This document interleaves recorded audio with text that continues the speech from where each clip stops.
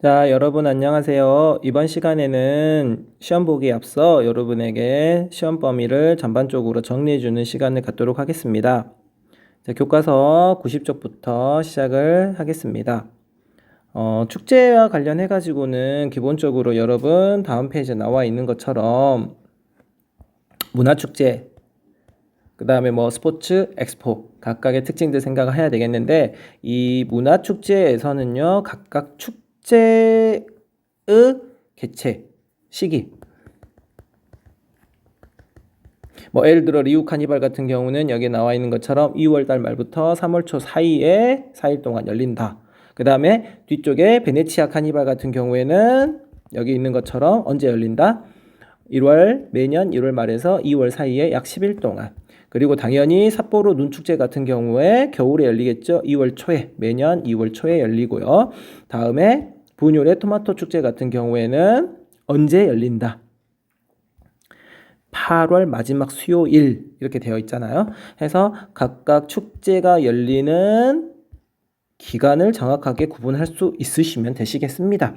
그리고 각 축제마다의 기본적인 특징들이 있을 거예요. 리우 카니발 같은 경우에는 리우데자네이루에서 열리는 것인데 이 사람들 포르투갈에서 브라질로 건너온 사람들의 사순절 축제, 즉 유럽인들의 사순절 축제와 아프리카의 전통 음악과 춤이 합쳐져 생겨났고, 노예로 팔려온 아프리카 흑인들이 삼바 리듬에 맞춰 춤을 추며 고향을 떠나 슬픔을 달랬던 배경 해서 춤추는 모습들을 생각을 하면 가장 대표적인 리우 카니발의 모습을 생각할 수 있겠죠. 지금 보시는 모습과 같은 화려한 퍼레이드가 리우 카니발의 가장 대표적인 모습이다. 반대로 베네치아 카니발 같은 경우에는 이탈리아 베네치아에서 여기 베네치아 공화국이 아퀴레이아 루시아의 전쟁에 승리한 날을 기념하는 경축 행사로서 공중곡의 전시회, 말을 이용한 스포츠 등이 있는데, 여기에서는 가면 축제나 불꽃놀이가 가장 대표적인 볼거리가 될 수 있다라는 것. 그래서 이곳 가면 축제는 여기 나와 있는 것처럼 이슬람교 여성들이 착용한 베일을 보고 이렇게 유행했다 라고 되어 있고요. 삿포로 눈축제 같은 경우에는 아무래도 겨울철 많이 내리는 자연 환경이 눈을 가지고 했기 때문에 눈과 관련된 행사 내용들을 생각을 하셔야 되겠죠. 얼음을 이용한다라거나 얼음 조각이 있다거나, 그 다음에 최대 볼거리는 눈과 얼음 만들어진 거대한 조각상들이라든가, 이런 부분들을 같이 연결해서 생각을 하시면 좋겠습니다. 그리고 분효의 토마토 축제 같은 경우에는 이 전반적인 내용을 보면서 이게 토마토 축제이구나 라는 것들을 충분히 확인을 할 수가 있겠지요. 그래서 이렇게 문화축제는 확인을 하시면 됩니다. 그리고 뒤쪽에 보시면 여러분 책 여기는 95쪽인데요. 유네스코 인류 무형 문화유산이라고 해서 앞에서 말했던 리우, 베네치아, 삿포로, 분율 토마토 축제와는 다르게 문화와 관련된 또 다른 축제들을 가지고 이야기를 하고 있습니다. 각각의 특징들만 연결시켜 가지고 여러분이 생각해 볼 수 있으시면 좋겠어요. 자, 다음 페이지 넘어가면 스포츠 여행이 나오는데요. 스포츠 하면은 가장 대표적인 게 이제 우리 교과서에서는 두 가지를 가지고 이야기를 합니다. 첫 번째는 올림픽, 그리고 두 번째는 월드컵. 자, 올림픽과 월드컵은 둘 다 스포츠라는 건 똑같지만 올림픽은 종목이 매우 다양. 그리고 월드컵 같은 경우에는 단일 종목이죠. 무엇이라고 이야기하는, 축구라고 이야기하는 단일 종목만을 가지고 하는 대표적인 축제이다. 스포츠 여행이다. 라고 생각을 하시면 여러분은 크게 구분할 수 있게 되겠고요. 월드컵이 됐든 올림픽이 됐든 모두 다 기본적으로 경기장, 다양한 장소에서 경기 일정이 있고 내가 응원하는 혹은 내가 보고 싶어 하는 종목들이 있기 때문에, 혹은 응원을 하고 싶은 국가나 팀이 있기 때문에 그런 부분들 일정 같은 경우를 잘 확인을 하셔야 된다라는 조건들이 있겠죠. 그다음에 올림픽은 다시 이제 우리 교과서에 나오는 것처럼 동계올림픽과 하계올림픽 두 가지 형태로 나누어지겠고, 동계올림픽은 겨울 스포츠를, 그다음에 하계올림픽은 주로 여름에 할 수 있는 스포츠 뿐만 아니라 항상 할 수 있는 스포츠, 이런 부분들을 가지고 생각을 해주시면 되시겠습니다. 참고로 이제 월드컵 같은 경우에는 이런 마스코트를 가지고도 그 지역의 특징들이라든지 다양한 모습들을 확인할 수 있다라는 걸 생각해 주시면 좋겠고요. 우리나라 같은 경우에도 2002년도에 여러분이 태어나기 전이죠. 2002년도에 한일 월드컵이라고 해서 우리나라와 일본이 함께 개최를 했었고요. 그때는 무려 4강이라고 하는 엄청난 성적을 거두기도 했었지요. 다음 엑스포 여행이라는 게 있습니다. 일명 박람회 라고도 하는데요. 여러분은 엑스포라고 바로 기억을 하시면 되시겠습니다. 다양한 목적의 박람회를 방문하고 즐기는 여행을 가지고 여기 있죠. 다양한 목적의 박람회를 방문하고 즐기는 여행을 엑스포 여행이라고 합니다. 그래서 엑스포는 정말 다양하기 때문에 거의 대부분 열린다라고 표현을 하지만 최초의 박람회는 1851년 영국 런던에서 개최된 만국 엑스포라고 되어 있고요. 우리나라에서는 여기 아래에 보이시는 것처럼 2012년에 여수 세계 엑스포가 있었고요. 1993년에 대전 엑스포도 있었습니다. 자, 이런 엑스포 다시 한 번 더 구분하시면서 확인하시면 되시겠습니다. 자, 이렇게 하면 첫 번째 여러분과 관련된 문화축제, 축제와 관련된 이런 부분들이 끝나게 되는 거고요. 두 번째는 이제 문화여행으로서 문화에는 다양한 측면이 있습니다. 종교도 있었고요. 그 다음에 건축물도 있었고요. 그 다음에 음식도 있었고요. 예술도 있었습니다. 자, 각각의 특징들을 살펴보는데 우선 첫 번째가 바로 종교였었고요. 각각 종교의 특징은 꼭 기억을 해주셔야 되겠죠. 물론 종교 여행을 하기 위한 자, 종교 여행 나와 있는데, 자, 교과서 101쪽에 보시면 첫 번째 불교 여행부터 나와 있습니다. 이제 기본적으로 종교 여행의 의미, 종교와 관련된 성지 등 종교적으로 의미 있는 지역을 둘러보며 종교적 건축물과 풍습 등을 살펴보는 여행이라고 되어 있고요. 종교를 믿는 사람이 가는 경우도 있고요. 혹은 종교를 알고 싶어서 가는 경우도 있고요.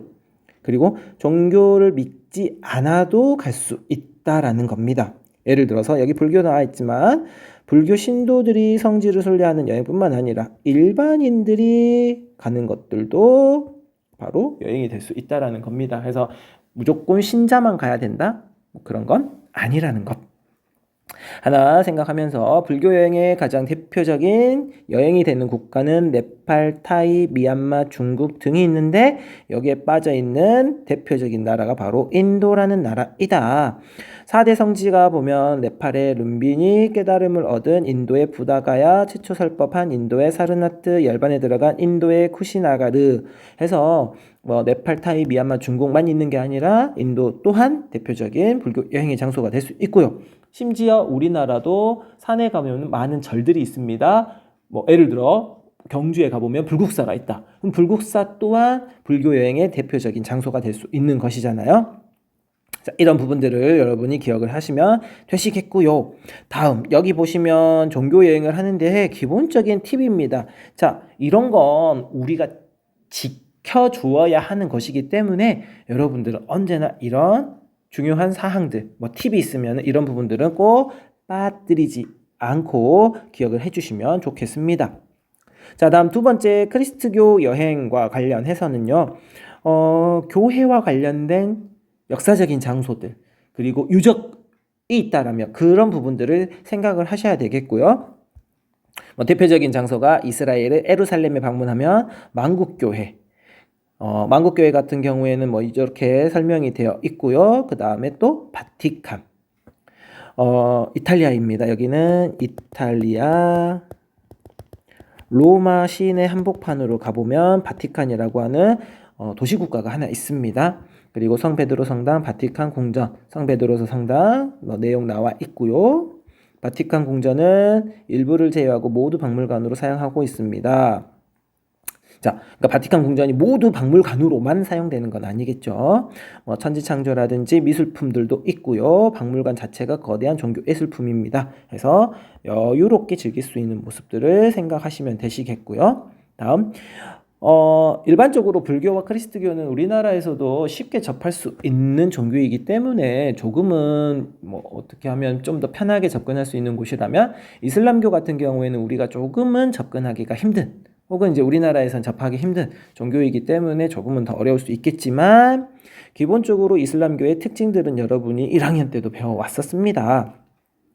이슬람교와 관련된 성지, 사원을 둘러보는 여행으로서 대표적인 장소로는 사우디아라비아의 메카, 예루살렘의 바위 사원, 터키 이스탄불의 술탄 아흐메드 모스크, 뭐 블루 모스크라고도 표현을 하기도 하고요.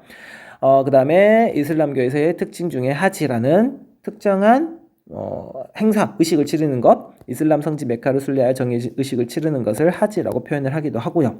그 다음에 세계 곳곳 이슬람 교도들, 이런 사람들을 보고 무슬림이라고 한다고 했습니다. 메카에 있는 카바 신전을 방문을 하고요. 여기가 바로 카바 신전에 해당합니다. 자, 이 부분, 여기가 바로 카바 신전. 메카 방문은 이슬람교도의 의무사항으로 규정이 되어 있다는 거, 순례의 달에는 더 많은 인파가 모여듭니다. 그리고 가장 대표적인 특징 중에 하나입니다. 돼지고기와 술을 금지한다라는 것, 일정한 시각에 예배를 드린다라는 것. 여러 가지 문화를 접할 수 있습니다. 예배 시설이라든지 메카 방향 표시기라든지 아잔소리 같은 경우에는 예배 시간을 육성으로 알리는 소리라고 되어 있는데요. 무슬림들이요, 이제는 뭐 예배할 시간입니다. 모두 일어나서 예배를 하세요. 아니면 모두 뭐 하세요. 뭐 이런 식으로 뭐 그 이야기를 쭉 소리로 육성으로 녹음해가지고 들려준다라고 해요. 어디에서 보통 들리냐면 여기 첨탑이라고 하는 미나렛이 존재하는데요. 이 미나렛 안에는 스피커가 있다고 합니다. 그래서 이 스피커에서 흘러나오는 게 아잔 소리라고 합니다. 그래서 해 뜨기 전, 그 다음에 해가 지고 나서도, 그 다음에 일과 시간 중에도 3번 해서 총 5번 절을 한다라고 이야기를 하죠. 그 다음에 이런 부분들, 특징들 여러분이 이슬람교에서 같이 기억을 해주시면 좋겠습니다. 다음에 건축물 여행에서는요, 기본적으로 그냥 건축물 여행의 기본적인 특징들을 기억을 하시면 됩니다. 건축을 대상으로 하는 예술 여행이고요. 대표적으로 우리 교과서에서는 마추픽추, 아이트벤하두, 앙코르와트, 가우디 건축 이렇게 이야기를 했었고요. 페루의 마추픽추 같은 경우에는 잉카 문명의 대표적인 유적지 마추픽추라고 표현을 했고요. 모로코의 아이트벤하두 같은 경우에는 크사르라고 이야기하는 사하라인들의 전통 주거지를 대표적으로 볼 수 있는 곳으로서 영화 글래디에이터의 촬영지이기도 했다라는 것. 자, 여기에 나오는 이런 건물들의 전형적인 특징이 우리가 1학년 때 배웠던 사막기후에서 볼 수 있었던 가장 대표적인 건데, 흑벽돌집이고 벽이 두껍고 지붕이 평평하고 건물과 건물 사이의 간격이 좁고 창문은 크거나 작거나 없다. 뭐 이런 특징들은 여기 있는 것처럼 외적의 방어라든지 이러한 창문은 뜨겁고 햇볕과 건조한 기후 환경, 그래서 기후 환경을 반영한 특징들이 나타나는, 그래서 지역의 방어, 자연 환경을 반영한 것이다 라고 되어 있고요. 캄보디아의 앙코르와트 같은 경우에는 크메르 제국의 왕과 왕족이 이렇게 어떤 자신들이 믿는 풍습 때문에 건축을 하게 됐는데, 인도의 영향을 받기도 했지만 이런 전형적인 모습은 크메르 제국의 독자적인 양식을 찾아볼 수 있다라는 것이고요. 이 지역에서 볼 수 있는 다른 사원들, 예를 들어서 따프롬 사원이라든지 바이온 사원, 뭐 이런 부분들이 존재하겠고요. 따프롬 사원 같은 경우에는 영화 툼레이더의 촬영지였었기도 했다라는 거 기억해 주시면 좋겠고요. 현대 건축물의 가장 대표적인 경우는 에스파냐, 스페인이라고도 이야기하는 곳에 가우디라고 하는 건축가가 만든 혹은 만들어 놓은, 그리고 현재 진행 중인 다양한 건축물들을 볼 수 있는 여행이 존재하고 있습니다. 에스파냐 바르셀로나에서는요, 가우디의 건축물을 만나볼 수 있겠고요. 가장 대표적으로 공동주택의 모델을 제시한 까사밀라 아파트의 기원이 됐다라고도 표현할 수 있겠지요. 그리고 사그라다 파밀리아 성당, 이게 이제 가우디가 만들다가 완성을 하지 못한 성당이죠. 2026년이 되면은 완공이 될 거라고 되어 있습니다. 이런 부분들을 알아가는 게 건축물 여행이 되겠습니다. 다음 음식 여행은 누가 뭐래도 우리가 가장 재미있게 확인할 수 있고 뭐 즐길 수 있는 여행이 될 수도 있겠죠. 자, 당연히 음식 여행 시 주의해야 될 사항들 기본적인 것들이기 때문에 선생님이 굳이 설명하지 않아도 여러분이 꼭 기억을 해주시면 좋겠고요. 이 음식 여행에서는 여러분이 아무래도 각각 나라마다 나와 있는 음식을 제대로 연결할 수 있는 거. 예를 들어 에스파냐는 파에야, 러시아는 피로그, 중국은 허거, 일본은 소바, 이탈리아 리소토, 인도 커리, 인도네시아에는 나시고레, 우리나라는 비빔밥, 미국은 에그 베네딕트, 멕시코의 타코, 브라질의 슈아스코. 서로 정확하게 연결만 할 수 있으시면 되시겠습니다. 물론 뒷페이지 넘어가시면 각 나라별로 특징이 나와 있어요. 예를 들어 프랑스 같은 경우에는 유럽에서도 비옥한 땅을 가지고 있고 미식 문화가 발달되어 있고 프랑스의 가장 대표적인 음식으로는 치즈, 이게 우리나라의 김치 같은 존재라는 데 있고 그리고 포도밭, 근데 그 포도를 망치던 달팽이를 가지고 음식을 만들었었다. 다음, 이탈리아 같은 경우에는 우리나라와 같이 삼면이 바다로 둘러싸여 있습니다. 그렇기 때문에 주변에서 많은 해산물을 구할 수 있었고요.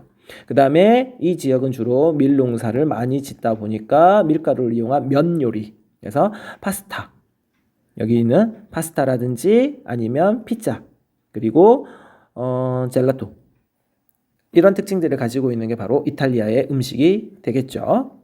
그 다음에 중국 같은 경우는 우리나라 바로 옆에 있어서 우리가 기본적인 특징들을 잘 기억할 수 있을 텐데요.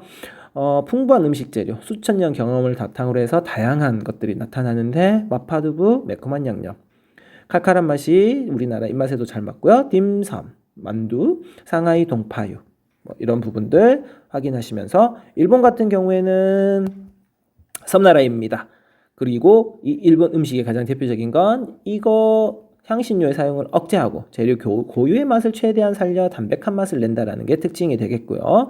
싱싱한 생선을 얹은 초밥은 전통 요리, 돈부리는 이런 것을 뜻하고요.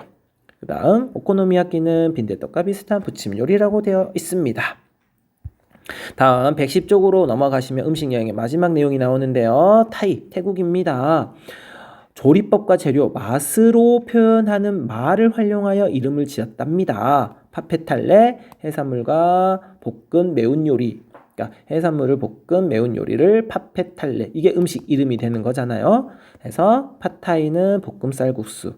그리고 카오팟은 이런 것들을 사용하여 채소와 함께 볶은 타이식 볶음밥. 이런 것들, 음식을 주문을 할때 이런 특징들을 기억을 하고 있으면 음식 주문이 쉬워진다라는 것이죠. 다음 터키 같은 경우에는요. 종류와 맛이 다양하고 궁중 요리 세미열미가 더해졌다라고 합니다. 대표적인 음식으로는 케밥. 그리고 우리나라에서는 고등어 케밥이 명성을 크게 얻었다고 했습니다. 그다음에 에크맥이라고 하는 빵 같은 경우도 대표적인 음식이 될 수 있다. 해서 음식 여행은 이렇게 확인을 하시면 되겠고요. 다음 예술은 크게 이제 우리 교과서에서는 미술과 음악 두 가지로 나누어지겠죠. 자, 미술 같은 경우에는 미술 작품, 조각, 박물관이나 미술관을 찾아서 갈 수 있겠죠. 대표적인 박물관으로는 영국 런던의 대형 박물관, 프랑스 파리의 루브르 박물관 이런 것들이 있겠고 특히 이제 이 프랑스 같은 나라에서는 피카소 미술관을 비롯해서 개인 화가들의 작품을 전시하는 미술관이 많다라고 되어 있습니다. 그래서 특정 작가를 따라 여행하는 대표적인 내용들이 나타나는데 그게 여러분 뒤에 보시면 나와 있는 것처럼 고흐의 미술 여행, 모네의 미술 여행 이렇게 각각의 그 지역에 가가지고 이 그림을 확인하는 이 모습 배경 그리고 모네의 집을 방문해서 수련의 배경이 됐던 정원을 한번 보는 이런 부분들이 예술 여행의 대표적인 경우가 되겠고 음악 여행 같은 경우에는 공연장이라든지 콘서트장을 방문해서 곡과 연주에 심취하거나 음악이나 노래가 가미된 뮤지컬 춤 등을 감상하는 여행을 말한다라고 되어 있고요. 가장 대표적인 경우가 이런 클래식 음악가들을 찾아가는 것들 아니면 현대 대중음악에서는 비틀즈의 고향을 찾아가는 것. 자, 비틀즈의 고향 같은 경우에는 아래 나와 있는 것처럼 영국 어디가 리버풀이 비틀즈의 고향이더라 라는 것들을 기억을 해주시면 여러분들 좋겠습니다. 그리고 이제 마지막 우리 시험 범위가 되는 게 바로 도시와 촌락이 되는데요. 자, 기본적으로 도시와 촌락은 구분만 잘 할 수 있으시면 됩니다. 도시는 기본적으로 사람이 많고, 보통 인구라고 이야기를 하겠죠. 인구가 많고, 그 다음에 2차와 3차 산업 종사자가 높게 나타나는 게 도시. 반대로 촌락 같은 경우에는 사람이 적고, 보통 인구 밀도라고도 표현을 하기도 하고요. 몇 차 산업 종사자가 많은 곳? 1차 산업 종사자가 많은 곳이 바로 시골, 촌락이 되겠습니다. 가장 대표적으로 이제 뭐 이런 기능들은 여러분이 이미 알고 있기 때문에 기본적으로 이제 도시의 여행과 촌락의 여행의 가장 특징적인 부분들만 구분을 하시면 되겠는데요. 특징입니다. 뉴욕 같은 경우에는 경제문화의 중심지라는 특징을, 그리고 시드니는 예술적 감각이 돋보이는 여행이라는 것, 그 다음에 도시국가인 싱가포르 같은 경우에는 여기 있는 것처럼 뭐 환상적인 경관을 건축한다거나 아니면 아주 다양한 종교와 민족이 혼합된 거라든지 현대적인 것들. 실제로 도시국가이기 때문에 시골, 농촌의 모습은 전혀 볼 수 없는 게 대표적인 데가 바로 싱가포르입니다. 그리고 이제 뒤쪽으로 넘어가면 쇼핑을 위해서는 도쿄, 유명한 곳이라는 거죠. 특히 이제 아키하바라 전자상가, 그 다음에 스카이트리, 뭐 이런 부분들 한 번씩 봐주시면 좋겠고요. 그 다음에 터키의 이스탄불 같은 경우에는 동서양을 함께 느낄 수 있다는 거. 보스포루스 해협을 기준으로 이스탄불이라는 도시가 이렇게 있다라고 했어요. 여기도 이스탄불, 여기도 이스탄불, 여기는 중간에 바다, 여기 둘 사이를 배를 타고 왔다 갔다 해야 된다라고 합니다. 그래서 도시 여행의 가장 대표적인 지역들이었고요. 반대로 촌락 여행 같은 경우는 농촌이나 어촌, 산촌 지역을 대상으로 하는 여행을 가지고 이야기를 하겠고요. 포도 향기를 나타나는 뭐 보르도 여행이라든지 새벽의 차밭 문화로 인도에 있습니다. 그리고 뒤쪽으로 넘어가시면 여유로운 발리 같은 경우는 인도네시아 발리 여행 같은 경우 이렇게 이제 각각의 뭐 농촌, 산촌, 어촌의 모습들을 볼 수 있다라는 것. 발리 같은 경우는 어촌, 아까 이야기했던 뭐 보르도 같은 경우는 농촌, 그다음에 무나르 같은 경우에는 산촌의 여행. 뭐 이런 부분들로 여러분이 구분을 할 수가 있겠고요. 마지막에 보시면은 야생화의 천국 몽블랑이라고 되어 있어요. 산촌 여행의 대표적인 지역입니다. 기본적으로 산으로 올라가는 것 자체가 산촌의 모습을 볼 수 있다. 우리나라에서는 대관령과 관련된 이런 지역에서 주로 산촌의 모습들을 많이 바라볼 수가 있겠죠.